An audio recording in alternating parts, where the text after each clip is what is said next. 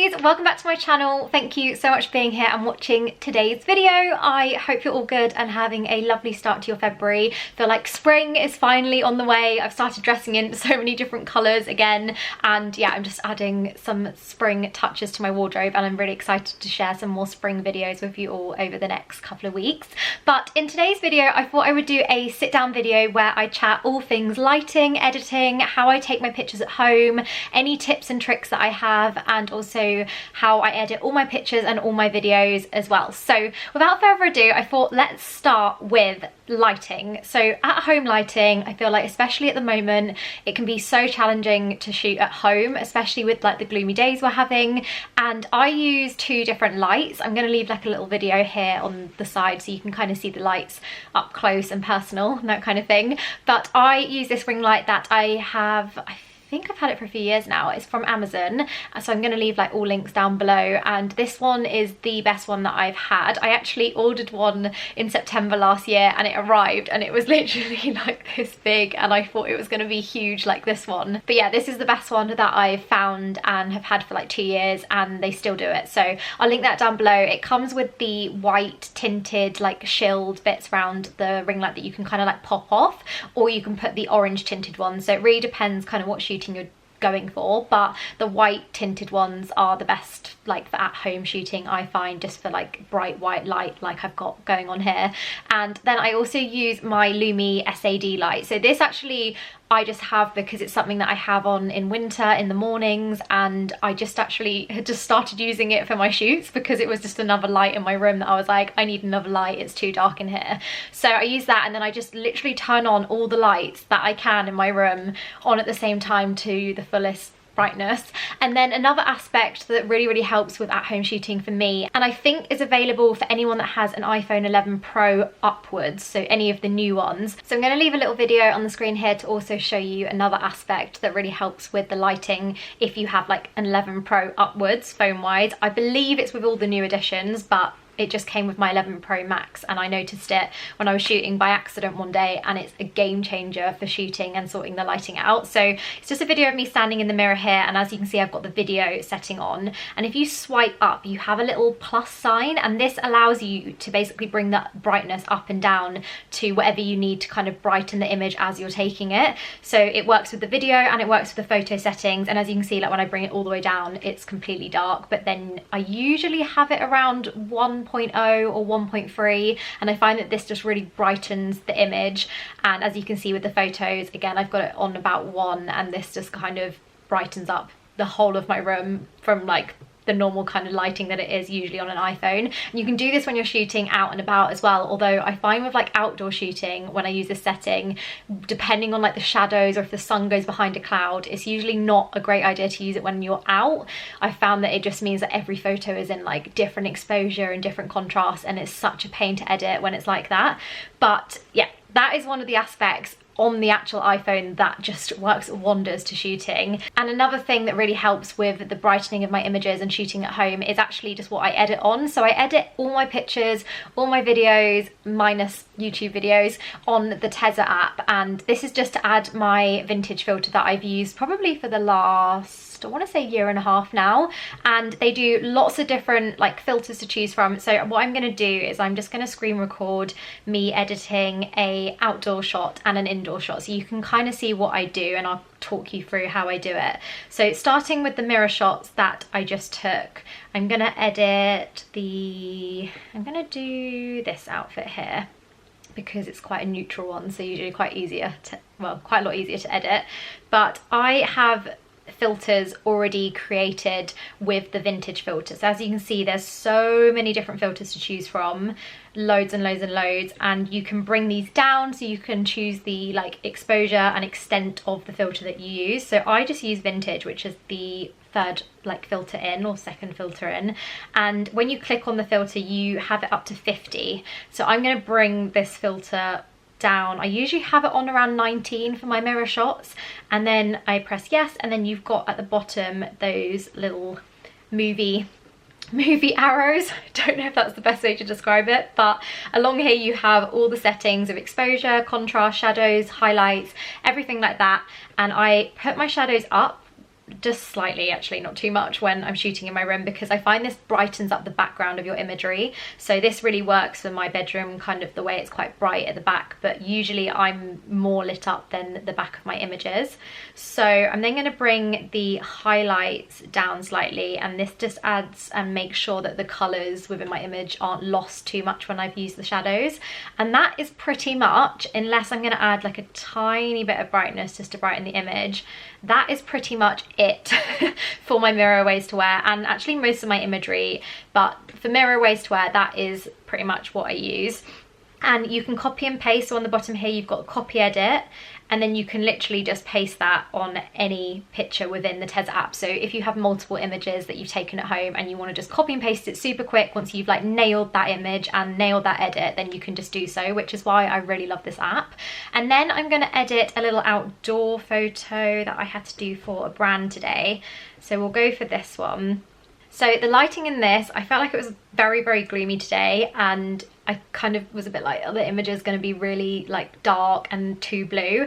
And putting on the vintage filter here, as you can see, when it's up to 50, it's just way too like orange and overexposed. And with this filter in particular, it actually really enhances the blues of an image and also enhances the greens, but like tones down the yellows and reds completely.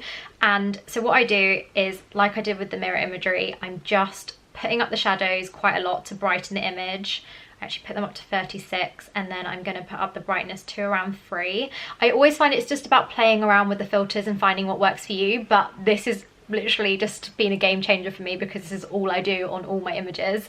And then I go on to highlights and I bring them down just slightly on this image. As you can see, if I bring them down too much, I'm going to go really orange, and that's not realistic, so I don't need to do that. But I'm bringing them down slightly just to enhance those colours within the image. And then with the HSL section of this panel, this gives you like full control over all the colours within it. So I sometimes, when I've shot in like blue jeans or with a really blue sky, I find that the vintage filter can really kind of make the whites blue. So I just basically pull down saturation slightly in the blue so that it isn't like making the jeans a fake jean colour that isn't real, because I don't want to be kind of promoting or showing or sharing different colours to actually what the outfit is. So I like to keep my images as near to that as possible, and then putting up the greens slightly and the yellows just to add a bit more colour to the image as well. But as you can see, this just really brightens the whole image completely. And there's some really lovely other filters on here as well. I'll just click on some of the pictures that I shot quite a while ago that I've kind of kept the filters for, and as you can see, like before and afters here, that was just really like brightening the image. But you can see like the top, I still haven't finished editing this one because the top is still quite blue and it's more grey, so that's something that I'm still kind of messing around with. But you can then keep them, so like this picture here of me in the pink coat, I keep this one here because that's usually the mirror edit that I kind of just copy and paste. And then I have also my selfie edit as well, which I have there, but just super easy, and then just save like so. And that is literally how I edit all my photos, all my real kind of filters. If I have like a slight filter on them, I'll use that as well. And then not my YouTube videos, but little bits like that on my Instagram. Anything you see, that is all that's been done to it. I don't actually use any other apps at the moment for editing. I just found it a lot in the past. Like if there's obviously like a massive bird poo next to me, then like on the wall, then I might have to edit that out for a brand if it's like brand work or imagery. But like with the chewing gums on the floor at the moment, it's just me going on my daily walk, so it's just real life, isn't it? So I don't kind of go to that extent all the time to like edit bits out, and I only use that app to edit pretty much everything. And then moving on to like stories and what I use for like templates and that kind of thing. So I use the app Unfold, which again I'm going to screen record here so you can all see what's going on on my phone. And Unfold is basically filled with lots of different templates. You can subscribe to it or you can just use like the free version. I just use the free version currently, but you basically get a choice of like different filters to choose from. Like you can see here, some of them are free, some of them aren't, but I think when you subscribe once, you can then do like free trials on some of the filters. So like you've got the 9 here and you can just add in as many as you want, and then you can also like pick them up and move them into different squares. So if I'm doing like my ways to wear, or if I'm doing like styling different outfits and showing you the pieces of how they like work together, then I always use unfold and use Classico, and then I use this little template here which basically just allows me to fill in the full outfit. So that's what I use for editing stories and like templates every now and then, not all the time but a lot of the time. And then another app that I use is this app called InShot. So InShot is an app for editing videos, and it's just really quick and easy on your phone. It's just very straightforward, very great if you're like new to editing and you're a bit unsure and you want to film on your phone for a lot of things. So I, for example, filmed these little mirror outfits today. So this was on my phone and my mirror, and as you can see I've got all the clips and the transitions, and I just kind of basically cut together different clips that I want. But you can also edit the speed of these. So for example, a lot of my videos that I edit on here are my reels, and I will film in my mirror, and as you can see at the bottom here, this is 1 minute 20, and for a reel you need it to be 30 seconds. So what I'll do is I'll just bring the speed up to around like 260 sometimes. It really depends on like the length, but this will just on each clip bring the bring the time down and the speed up. And then you can also, the great thing about this is add music that's copyright free to use in your stories. So there's a few different people to choose from. I love Liquid's music, his music is great. I also love Philip E. Morris on here, and then you've got Pollen, which is some really nice like morning kind of tracks if you're like doing like get ready with me or makeup or baking or whatever it is. And then you've also got Jeff, I don't know how to pronounce his last name, but he does some cool tracks. And then you've just got loads. I really like Carl Storm on there at the moment. He does some really nice relaxing music. So there's some great artists on there, and great little kind of like filler clips and copyright free music and transitions. You can also add text and choose the font and the color, and that is a free app with adverts. So one thing I will mention is when you first download this app, it comes up with, if I can show you, the best way to show you is that on the first section it says canvas. It comes up with the canvas with the InShot filter in the bottom right hand side. You can take this out, even though it says you need to pay, you don't need to pay. Just cross that bit off and then cross off again the advert after the advert's played. So you just need to watch the advert for about 5 seconds. I hope that explains it right. If you struggle, send me a message on Instagram and I'll reply as quick as I can, because it confused me at first, but you can use it for free. And with the different settings, you can see here it's kind of created a border. So if you go onto Zoom, you can get rid of that border if you filmed in the wrong ratio for that platform, for example. So completely depends what you're filming for. I just film like the right way up for Instagram. So as you can see, actually, trying to show you an example of that, but it's not happening. But as you can see, InShot has come up and it says remove permanently, remove this once, free.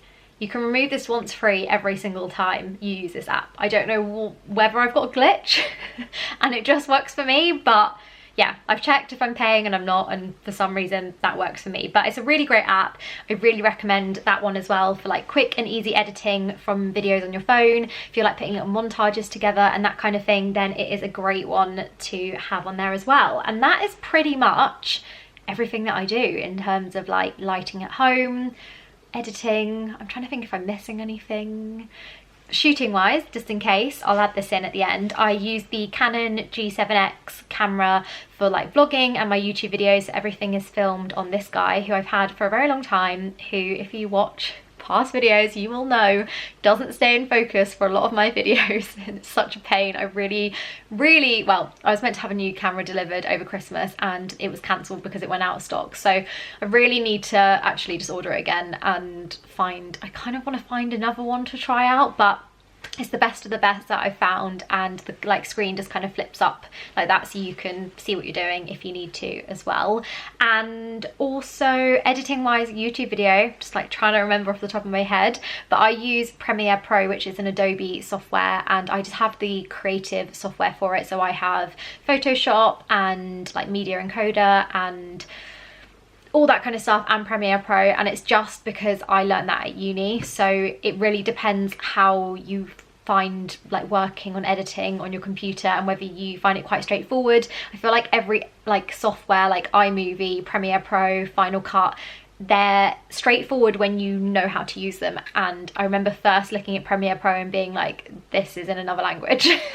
Like, I couldn't understand how to use it, but because I studied it, that's the only reason I use it now. Whereas like iMovie is very straightforward, and there's obviously a lot to like kind of learn, and YouTube's great to kind of do little 10-minute like practice clips and things like that. And that's also something massively that helped me with Premiere Pro, is just watching stuff on YouTube, like the shortcuts as well, and knowing them so that I can like quickly edit, although I still take ages to edit because I talk forever. But yeah, that is one of the apps that I use. But yeah, there's Final Cut Pro if you're looking to try out an editing software, Premiere Pro, iMovie. I mean, let me know if I'm missing any, but I think they're like the free for laptops that I've heard of and have friends that use. But yeah, that is my tips and my tricks and everything that I do in terms of editing and that kind of thing. If I've missed anything, please let me know down below. I'll do like a recap in a couple of months, and if there's like anything that I end up using that's new, I'll kind of update that over my Instagram. I have like a little highlight called BTS, like behind the scenes, and that is also filled with like what I've just shared, but in a smaller scale. So I thought I'd make this video for anyone that wanted to know like a little bit more in depth. But yeah, all the apps and everything will be linked down below, and anything I've spoken about as well. And yeah, I hope you guys are all good, and I will see you in next week's video. Lots of love, guys. Mwah. Bye.